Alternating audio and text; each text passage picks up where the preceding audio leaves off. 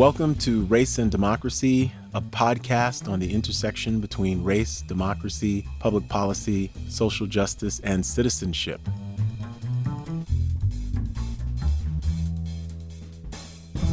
Today, I am talking with my good friend and homeboy, the brilliant scholar Vincent Brown from Harvard University, about his new book, Tacky's Revolt, The Story of an Atlantic Slave War. Vincent is the author of The Reaper's Garden, which won multiple book awards.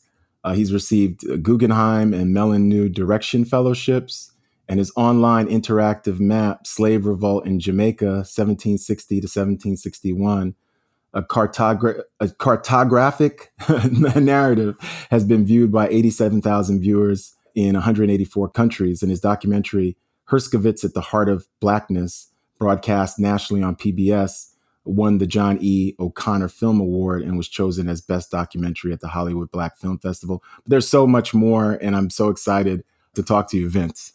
Hey, Peniel, great to be with you. Thanks for having me on. I appreciate it. And good to be back with you, man. We've got a lot to catch up on. You know, I think Tacky's Revolt is one of the best books I've ever read. Hey, all right, we can stop right there. Cut. This is one of the best books I've ever read. And I tell you know, I've had a lot of authors here, but Vince, I mean, one of the blurbs says Vince is a creative historian. It's really more than that. This is really prodigious work. The subtitle is The Story of an Atlantic Slave War, but I learned so much about wars within wars. This is a book that puts Jamaican and sort of transatlantic slave rebellion on par with what we usually think of as the white heroes of the British Empire and the Western European empires, and it's so interesting. So I want to start by saying, what inspired you to do Tacky's Revolt? This book really maps a new grammar of political and intellectual discourse across both sides of the Atlantic. It's really a stunning achievement. Well, thank you. I appreciate that. I very much appreciate that, especially coming from you, because you're a historian who I admire a lot, especially your narrative and analytical skill and your ability to reframe histories in ways that allow us to see them in a new light. And that's really what I was trying to do with this history of slave revolt. As you alluded to, like, we often think of the history of the Atlantic world and the history of European empires and the history of revolution as something that it has its kind of European core and maybe its Black periphery, right? We still think in those terms that were laid out to us by the philosopher G.W.F. Hegel of the early 19th century, that, Africa forms no historical part of the world. And as it turns out, the discipline of history didn't really consider African history to be a significant subject until the mid 20th century, frankly. So one of the things I'm trying to do here is show how this slave revolt in Jamaica in 1760 and 1761, which was the largest slave revolt in the 18th century British Empire, should actually be seen on a geopolitical transatlantic scale, not just seen as something that happens, between slaves and masters on a plantation, or even something that happens within one colony, but something that one can see in these geopolitical terms as you said, a war within a war. Now, this is something that you've done with your histories of Black Power and the Civil Rights Movement, whereas many people think of the Black Power movement and civil rights as something that happens strictly within a national context and strictly as being something that has to do with racial relations. I think in your work, you've always seen the African American freedom struggle as part of a global Black struggle. Right? That, we can't achieve our freedom here unless and until we achieve our freedom everywhere. That's the basic perspective I was applying to slave revolt in this book. I want to read you something from chapter 1, War's Empire, beginning the story of American slave revolt with West Africa's entanglement with European empire allows a shift in perspective, taking in the wider geography that shaped the course of the insurgency and the political imagination of its participants. I want us to talk about this because I think that you show us Tacky, you show us Wager, you show us all these different actors who have agency, but you also show them within the context. It's almost like this huge concentric circle where there are these outer events like the 7 Years' War and sort of British Empire and imperialism happening.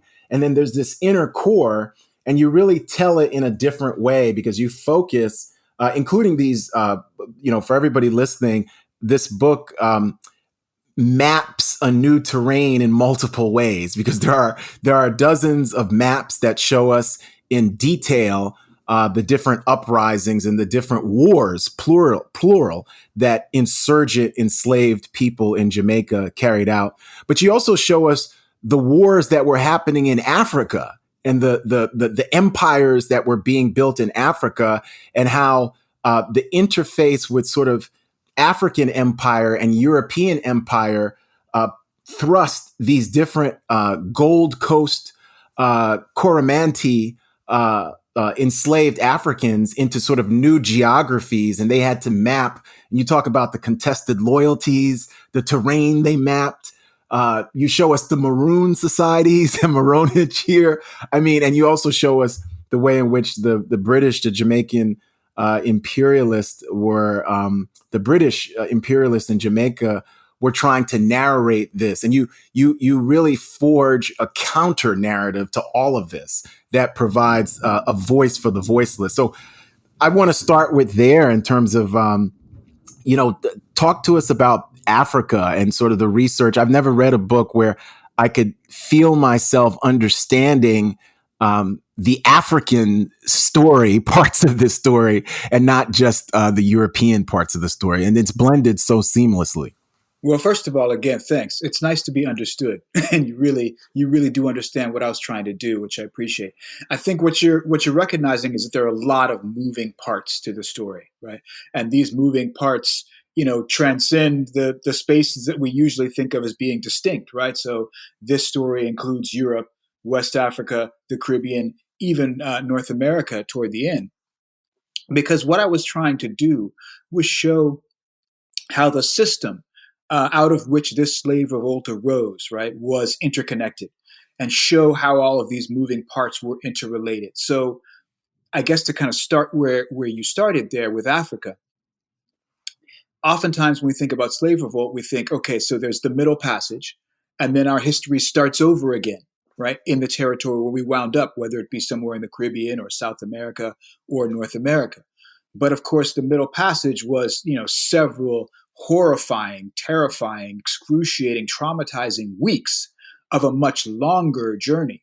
And what I wanted to do was to situate these people who ended up in Jamaica involved in the slave revolt in a larger history that went back before the Middle Passage, because it's really only, when we understand how African history is working during the era of the slave trade, that we understand how all of these people turn up in the Americas as well, right?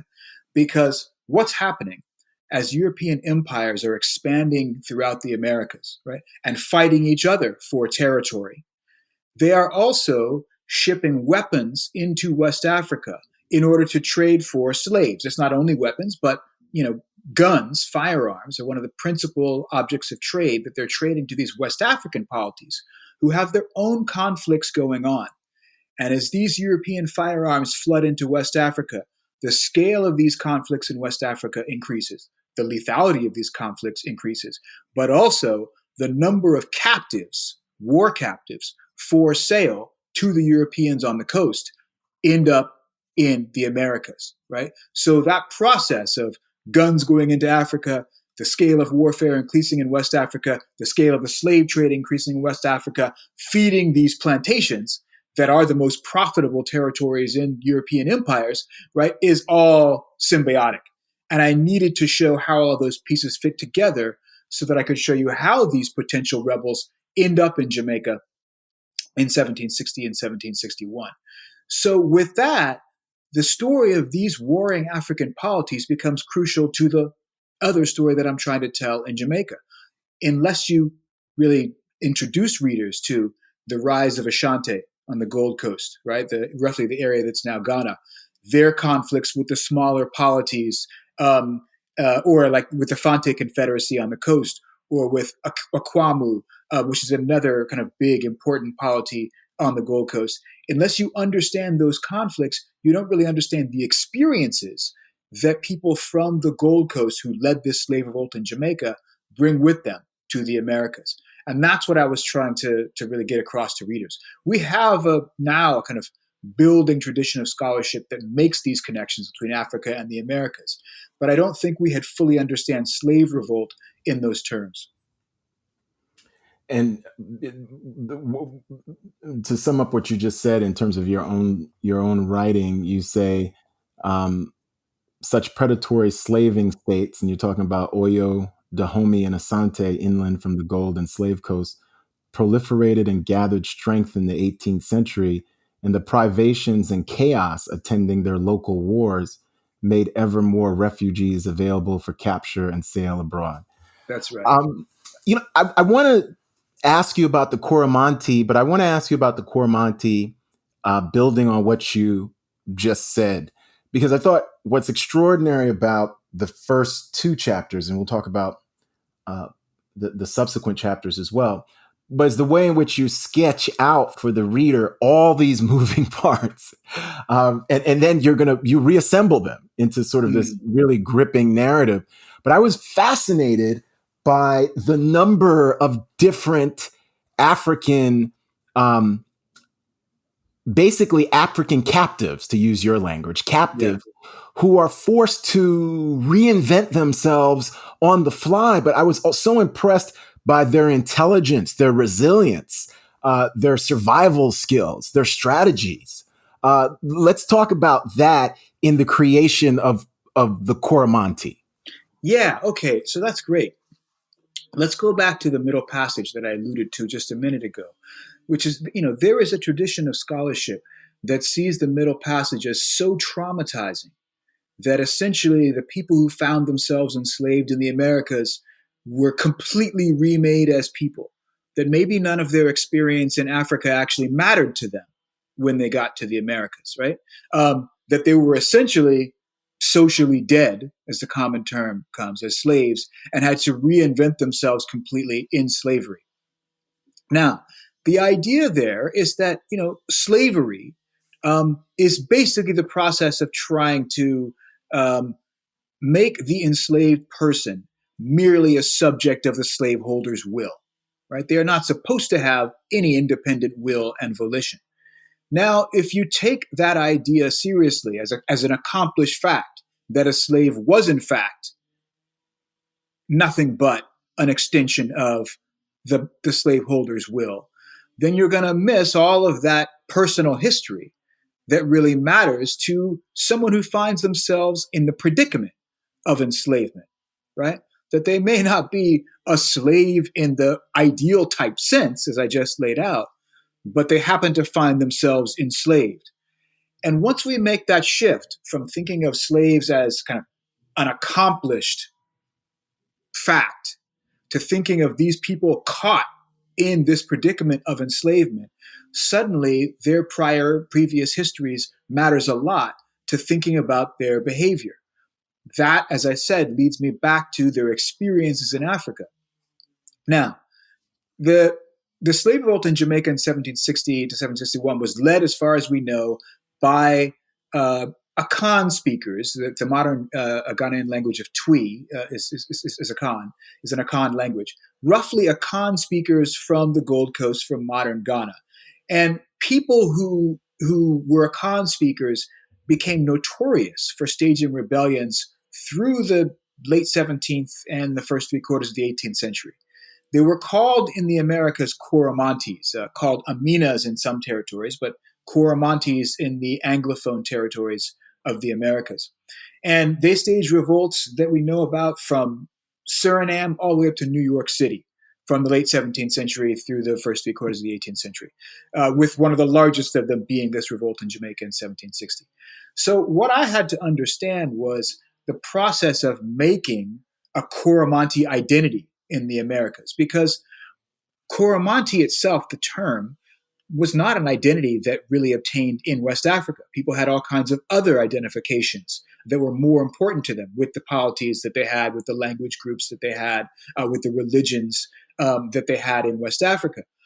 But the term Coromantee was a derivation from the term Cormanche, which was an early West African fort on the Gold Coast that became a principal slave trading fort in the 17th century. And ever after, many people who came from the Gold Coast were just labeled Coromantese, right? Kind of after the name of that fort. But that then became, let's call it a category of identification um, in the Americas that people then, organized around, right? Became something they came to closely identify with. And they could use that category of identification, that identity, if you want to use the term, in order to stage revolts, in order to decide, who they were allied with, who they would be in fellowship with, and also kind of which other Africans they might find themselves pitted against, who spoke different languages or worshiped different gods or from different parts of the West African coast.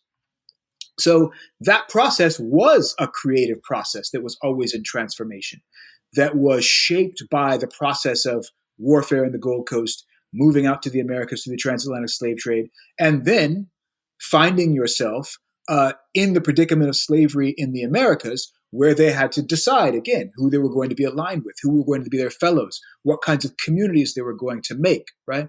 So again, kind of within and beneath the category of slave, within slavery, there are all of these other kinds of association going on that are going to determine who rebels and with whom and with what consequences. And that's the process that I was trying to understand, not just assuming that Coromantese was an identity that was relatively static, but understanding the process of people making, right, in this world that was beset by violence and turmoil and change and privation, as you said, but that then allows people to make fellowship in Jamaica in a different way than they would have done in Africa. And I want to talk about that final piece of the puzzle, Jamaica. Chapter 2 is the Jamaican garrison. And really throughout, we get a vivid, detailed portrait of, one, just the topography of Jamaica, the dense forest, the bay, the rivers, the gullies. It's really the mountains. It's extraordinary. But you also talk about the way in which Jamaica becomes the most profitable British colony by the 1690s, but truly also the most dangerous. White people are dying, Black enslaved people are dying. But talk to us about Jamaica and why is Jamaica so important here? But what was so attractive to the British besides the money for staying? And it seems, with what reading this book, seems like it was a very, very dangerous place to be, certainly for the enslaved Africans, but for whites as well. Yeah. Well, I mean, the answer is the money, the money, the money, the money, right? So kind of what happens over the course of really kind of European colonization, almost from the beginning, is Europeans learn that growing agricultural crops for exports, second only to mining, which the Spanish really get into through the 16th century. Growing agricultural crops for export to Europe is about the most profitable enterprise that you can get into. And among those agricultural crops, the most profitable of those is sugar. Now, sugar requires huge amounts of labor to grow. Europeans had known this from the time they were planting sugar in the Mediterranean, all the way out through the sugar plantations in the Atlantic islands off the coast of Africa, São Tomé and Brazil, and then up into the Caribbean. So wherever you have people growing sugar with the enormous amounts of labor and with the hard regimentation that sugar plantations developed, certainly by the mid-17th century, you have enslaved labor. Right. And huge quantities of enslaved labor. It takes so much energy to do that work.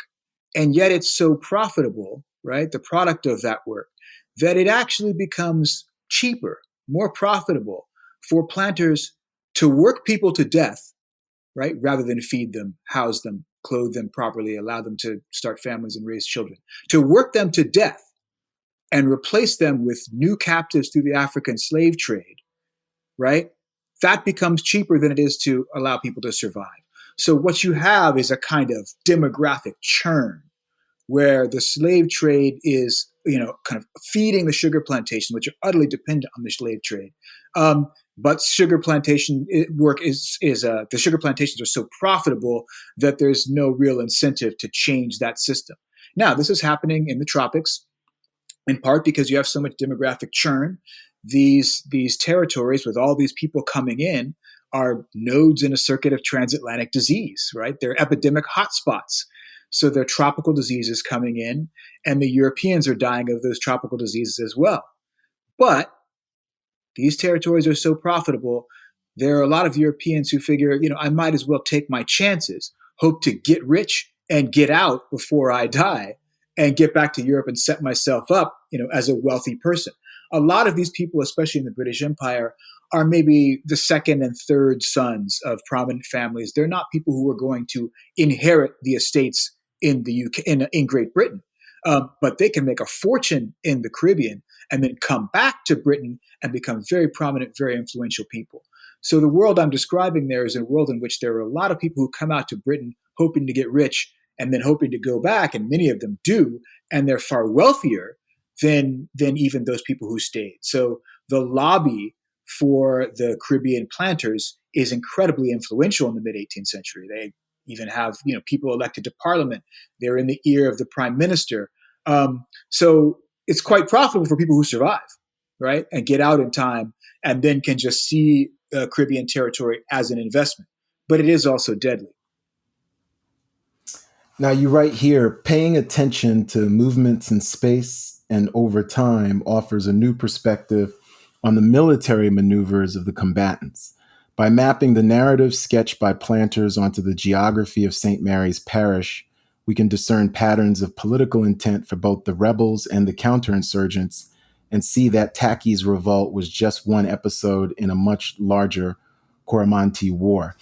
So my question is, who was Tacky? And let's discreetly talk about Tacky's revolt, and then we're going to move on to the Coromantee War. But I want to know, who was Tacky, because he comes across here very, very interesting. And there's a number of different, very vivid sketches of different African leaders who were very reminiscent of basically Spartacus. We think about Toussaint Louverture as the Black Spartacus, and Sudhir Hazare Singh has that book, Black Spartacus.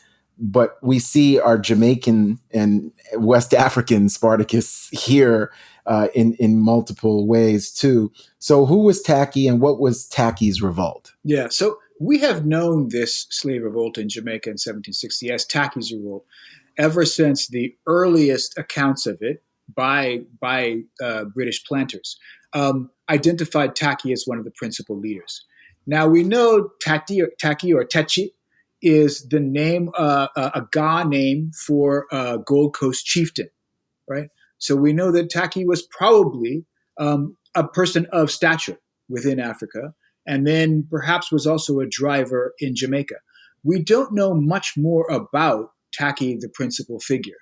We do know that first part of the revolt, the first phase of the revolt in the parish of St. Mary on the north side of the island, that started on April 7th, 1760. Tacky was among the leaders of that revolt, but he wasn't the only leader. There were other leaders named even in the first news accounts of the revolt.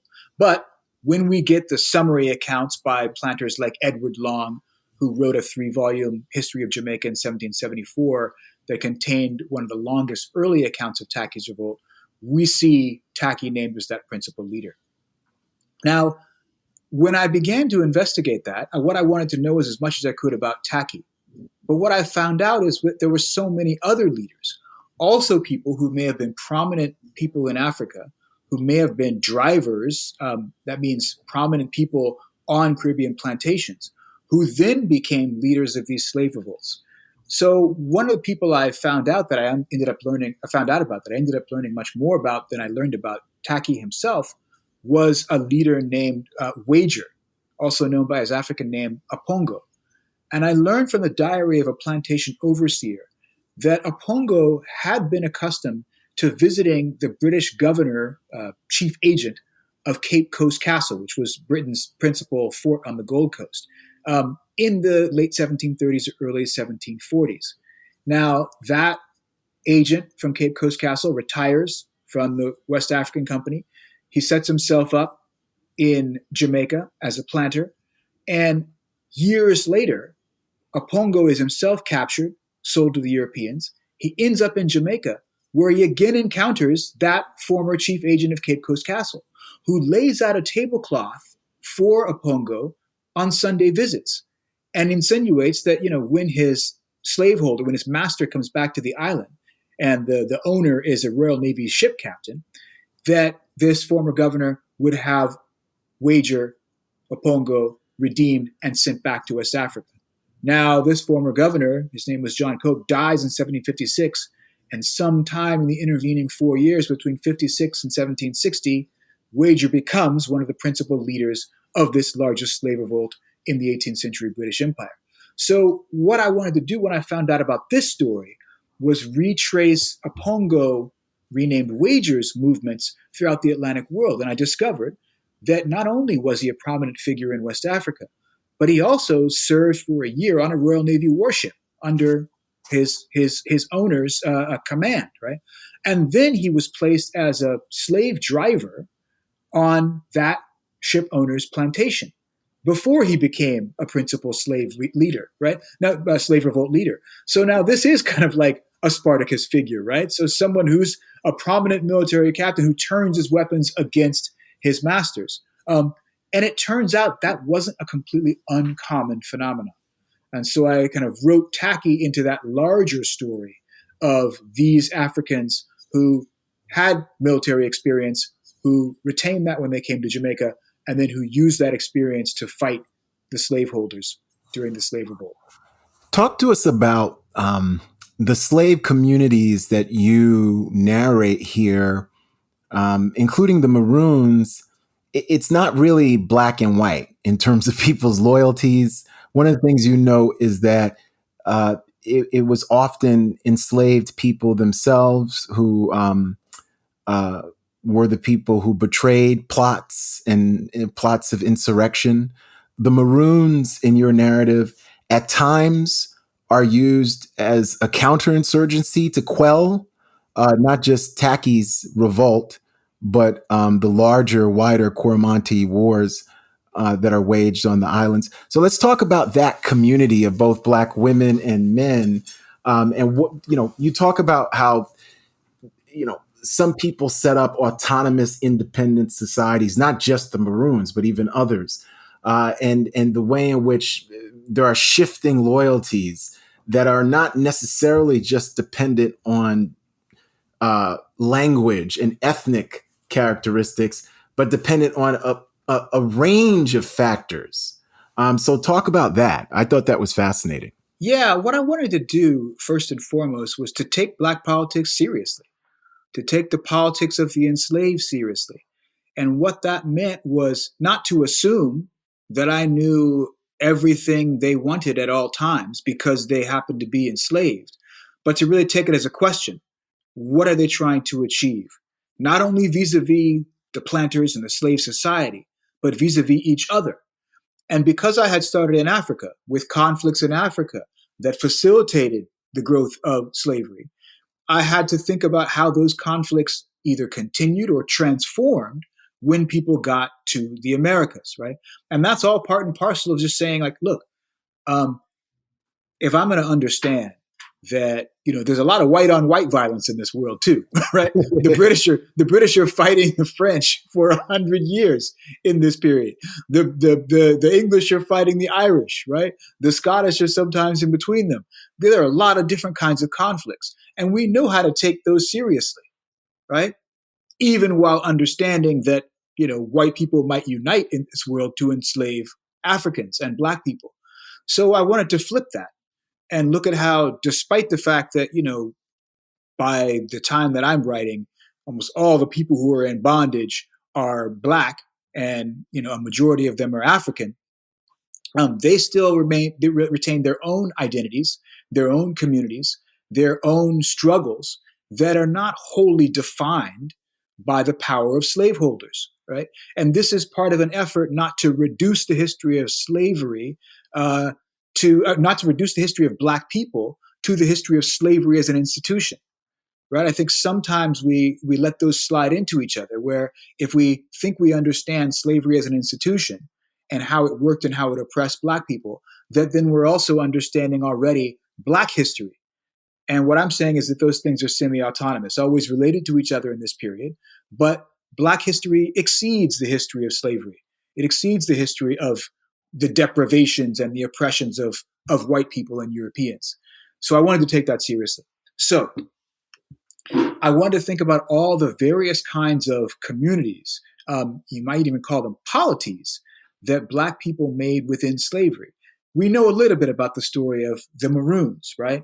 So from the time the British took the island of Jamaica from the Spanish in 1755, there were groups of runaways that escaped kind of in the turmoil of that imperial conflict, but then continued to escape British plantations or English plantations as they developed. And they formed communities in hard to reach areas, often in the mountains. And they fought conflicts to maintain their own autonomy from plantation society. By the 1730s, the British are engaged in a major war with these maroon communities in Jamaica. And the British don't even know that they'll be able to keep the island. In fact, the war is so hard fought that the British are compelled to sue for peace. And they signed treaties with the Maroons in 1739 and 1740 that grant them their autonomy. But these treaties also oblige the Maroons to police future slave revolts, which, in order to maintain their autonomy, they do. They fulfilled their end of a diplomatic bargain. And there you see how, I'm treating the Maroons in terms of geopolitics and diplomacy. What they have to do to maintain their own autonomy is help the British suppress future slave revolts. So that sets them up as enemies of the slave revolt when we get to 1760.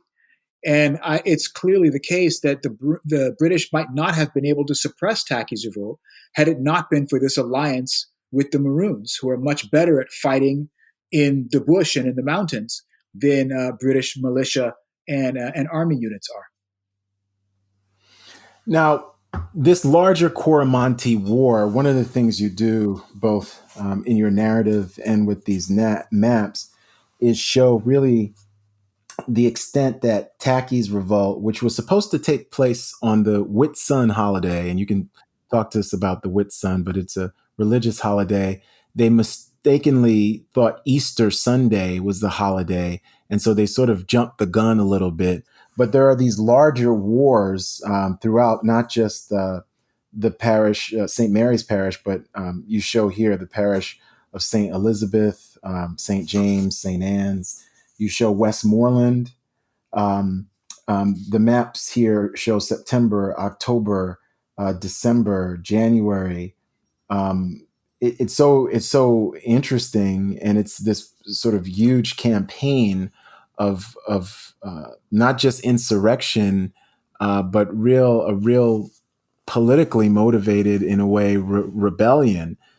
So talk to us about the wider Coromantee War, and how did that, in what ways did that succeed, and ultimately in what ways did it not? Yeah, at the beginning of our conversation, you talked about how this is a book that actually takes this conflict seriously and tries to see it on its own terms, and really burrows into it and sees it in detail.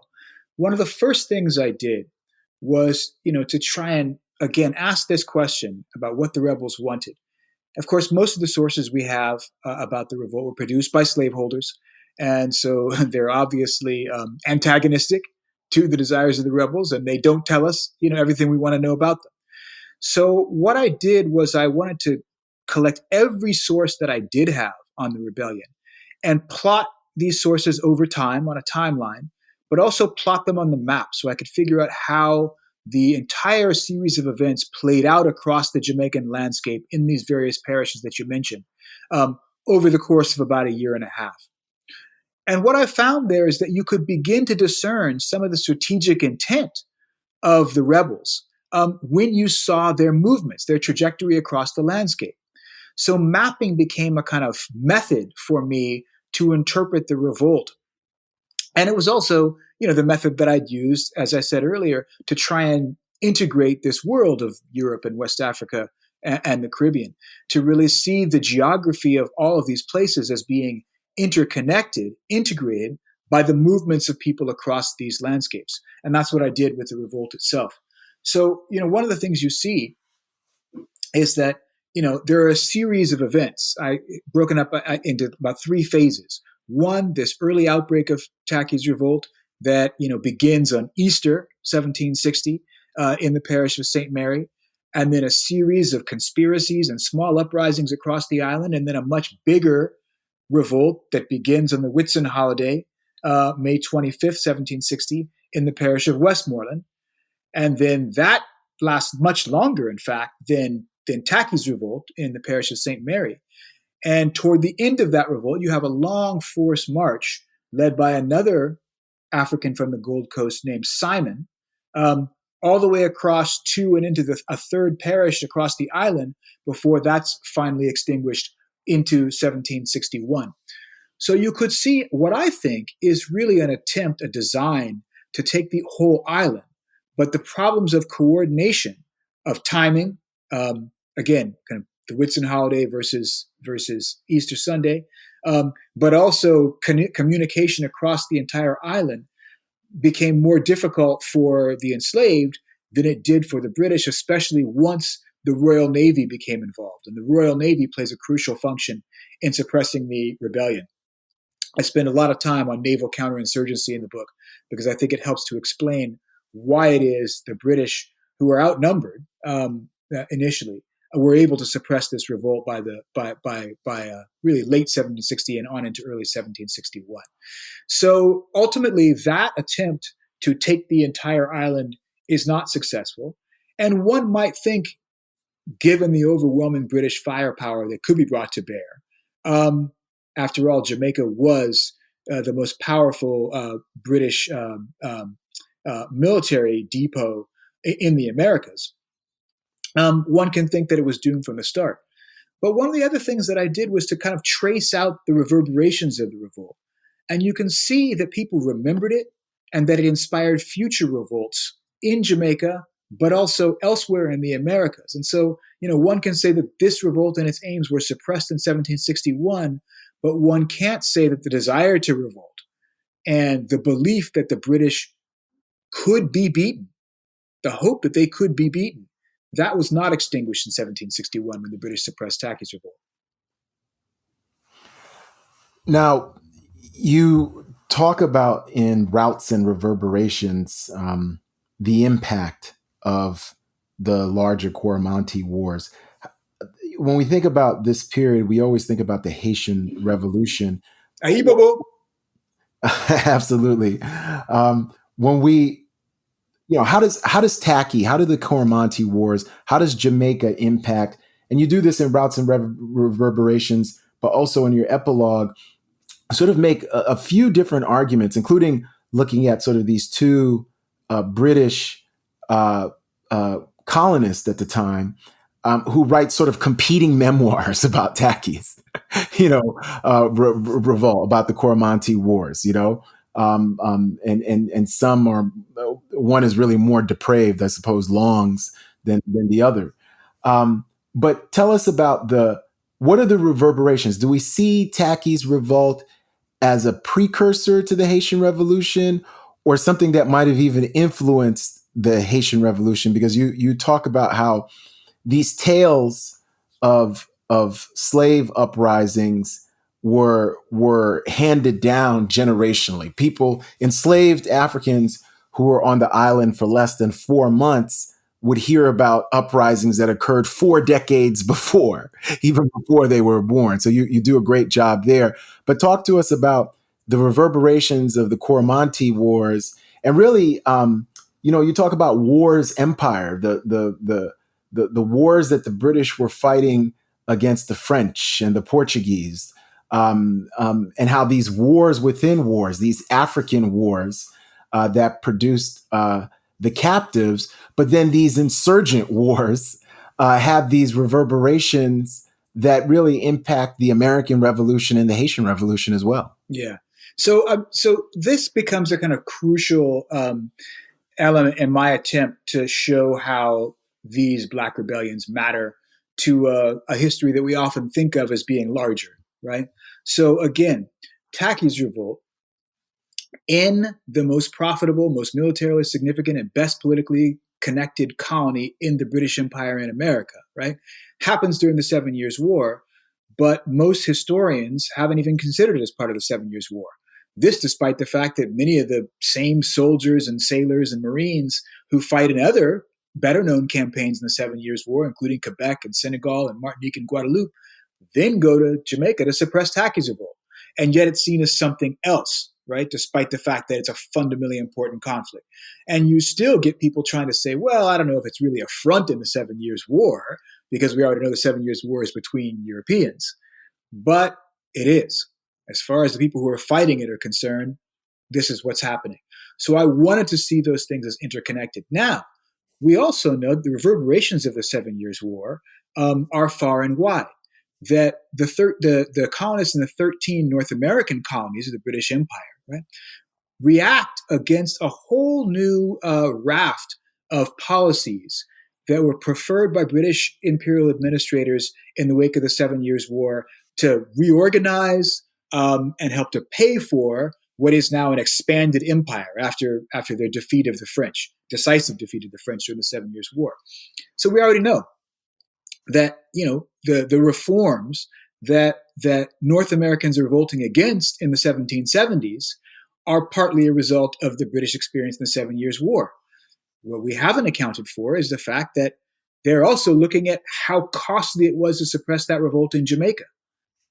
That's a fundamental part of British imperial mindset when they go to design these new colonial policies for the Americas. So in that sense, Tacky's revolt is indirectly part of the context for the American Revolution. But we can extend it out beyond that, which is that, we see that, about 500 or more, probably many more, but 500 Black men, women, and children are officially killed in the suppression of the revolt. At least 500 more are exiled from the island rather than being killed. And those people go to places like British Honduras. They go to places like North America. We've tracked some to South Carolina, some to Virginia. We know that some are smuggled into French Saint-Domingue, which becomes Haiti. We know that in British Honduras, roughly the area that's now Belize, there's another revolt in 1765, probably led by many of these veterans of Tacky's revolt. We don't know what happens to those people who go to South Carolina and Virginia, but we can assume that they tell the story of that revolt to whoever they encounter in North America. So Tacky's revolt reverberates into North America. We know, as you alluded to, that people are telling the story of the 1760 revolts to Africans that are arriving in the island a half century later. That story is being kept alive by word of mouth, a kind of oppositional history being taught and learned on Jamaican plantations by the enslaved, right? Now, we also know that some of these people in Jamaica ended up in Saint-Domingue, where 30 years later, the Haitian Revolution begins.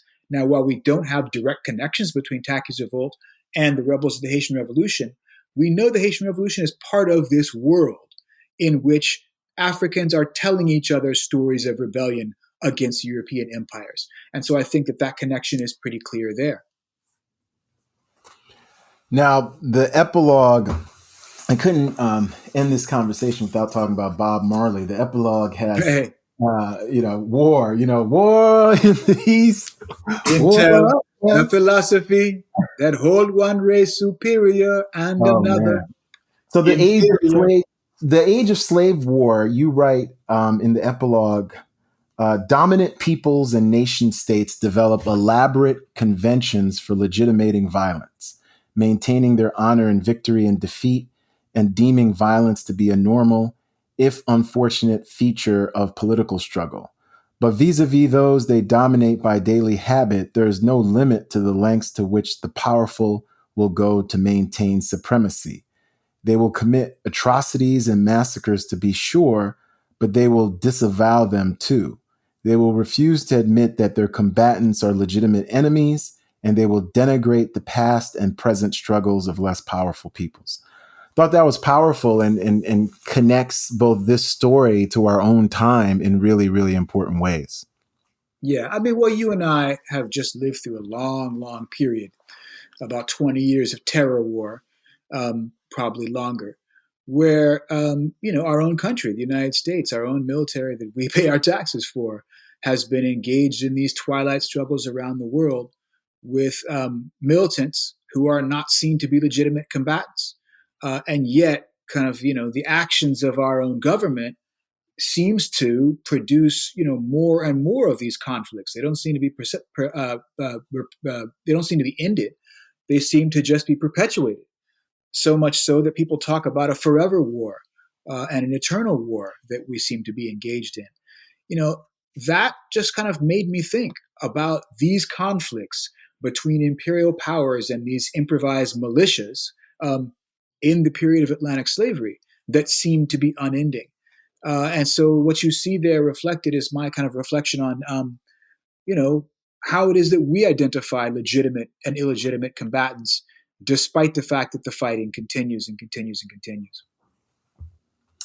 I'm going to close on one of the sentences that my whole book is underlined and marked in highlighter. But you talking about Jamaica in 1760, you say this slave war was part of a vast transatlantic phenomenon comprising the epic journeys of its combatants, their predecessors in struggle, and those they inspired. But it's hard to see where the story concluded. All of slaves' wars' essential features, rapacious exploitation, racial subjugation, and the proliferation of wars within wars would continue. But your final sentence, you say, as long as enslaved Africans and their descendants continued to fight, they would never be defeated. Yeah. I still believe that. Yeah, and I think that concludes the book in such a poignant and powerful way. I'll close by saying, do you have any last thoughts? Because this is a book that I'm definitely going to teach as part of Black Politics. But, in terms of for listeners, for the impact that you would want this book to have. By the way, everyone, this book has won multiple awards. It's up for other big awards. I definitely, think this is a book that, should win the Pulitzer Prize. That's not going to be announced until June, but it's that book. And with this book, Vince, you vaulted into the rarefied air of some of the truly great historians of slavery. I'm up there with you. Saidiya Hartman, Stephen Hahn, really Du Bois, Black Reconstruction, David Blight, Eric Foner. It's really that's too much, but I'll take it. Mesmerizing. It's really that good. It's really an incredible achievement. Well, it's been a fantastic conversation. I appreciate you taking the time to read carefully and to talk to me about it, to tease out some of the things in the book that I think are important.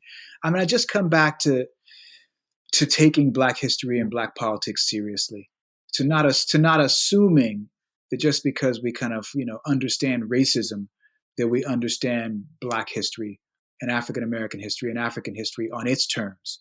That these are subjects that are just as important, that matter just as much as the European history or the U.S. history that we're more accustomed to learning. That to me is the most important thing about the book, is that hopefully we're finally coming around to taking these subjects as seriously as they deserve to be taken, and to seeing them as consequential as they in fact were in the history of humankind. Well, thank you, Vince. This has been a great conversation. We've been speaking with my friend Vincent Brown, who's the Charles Warren Professor of African American History and Professor of American History at Harvard University.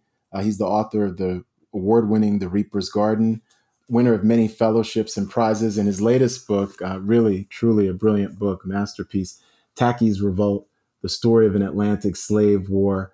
This has already won multiple prizes, but this is destined to be an enduring classic, the kind of book that's going to be taught and read many, many decades from now continuously. So thank you so much, my friend, for this conversation. Thank you, my friend. Thanks for listening to this episode, and you can check out related content on Twitter at Peniel Joseph. That's PENIEL JOSEPH. And our website, csrd.lbj.utexas.edu. And the Center for Study of Race and Democracy is on Facebook as well. This podcast was recorded at the Liberal Arts Development Studio at the College of Liberal Arts at the University of Texas at Austin. Thank you.